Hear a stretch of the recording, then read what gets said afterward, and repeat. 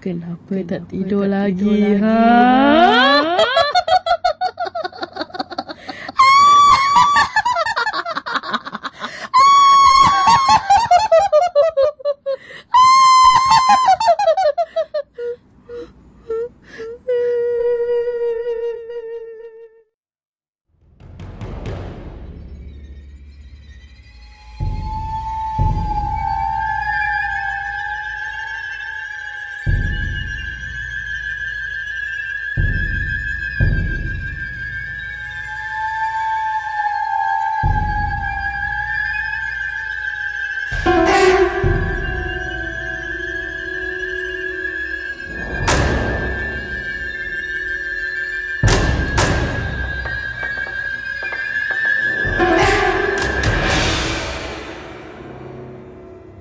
এই পরিস্থিতির মধ্যে এই প্রথমবার পড়লাম। আমার শাশুড়িমাকে ফোন করেছিলাম, আমার শাশুড়িমা বললো সাবধানে থাক, ঘরে যদি মোমবাতি থাকে জ্বালিয়ে নে। আর আমার বরকে ফোন করেছিলাম, আমার বর বলল আমার আসতে দেরি হবে।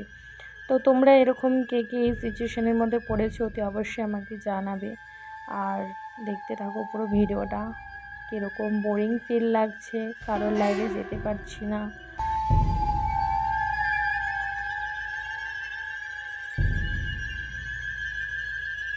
তো ভিডিওটা করেছি আমি কিছু মানুষের জন্য। অনেকের কাছে আজকে আমি যেতে পারছি না, কেন যেতে পারছি না, কী কারণে যেতে পারছি না, এই ভিডিওর মাধ্যমে তারা জানতে পারবে, সব কিছু বুঝতে পারবে এবং অতি অবশ্যই তারা ভিডিওটা নোটিস করবে। তাদের জন্য ভিডিওটা আমি আজকে বানিয়েছি।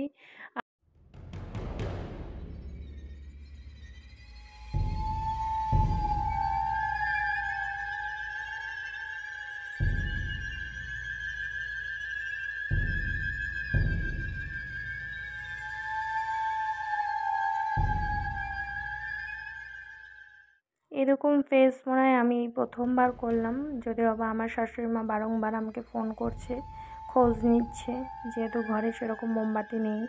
আর ছোটো মোমবাতি কতক্ষণ বা জ্বলবে, তাই না? তো মুখ চোখের হাল দেখো কী অবস্থা, কারো কাছে যেতে পারছি না। যদি যেতে পারতাম খুব ভালো লাগতো, মন মেজে তো খুবই ভালো থাকতো, কিন্তু কারোর কাছে তো যেতে পারছি না লাইভে। ফোনেও চার্জ নেই বেশি, আর কি বলবো, কিছু বলার নেই। তো সত্যি খুব খারাপ লাগছে, আর সবার জন্য এই ভিডিওটা বানিয়েছি। অবশ্য যারা যারা দেখার দেখে নিও, যাদের কাছে এই লাইভে আমি যেতে পারিনি, কেন যেতে পারিনি, কী কারণে যেতে পারিনি, অতি অবশ্যই তারা ভিডিও দেখলে বুঝতে পারবে যে আমার সিচুয়েশানটা কী ছিল অ্যাকচুয়ালি। তো তাদের জন্য বেসিক্যালি বানানো এই ভিডিওটা। আর কি বলবো, কখন কারেন্ট আসে সেটাই এখন অপেক্ষা করছি। চলো, আর ভিডিওটা বেশি বাড়াবো না। ভিডিওটা ভালো লাগলে like, comment, share, subscribe please করে দেবে। তো ভিডিওটা কেমন হয়েছে অতি অবশ্যই কিন্তু কেউ জানাতে ভুলো না। চলো, টাটা, বাই বাই, সবাই ভালো থেকো, সুস্থ থেকো, টাটা।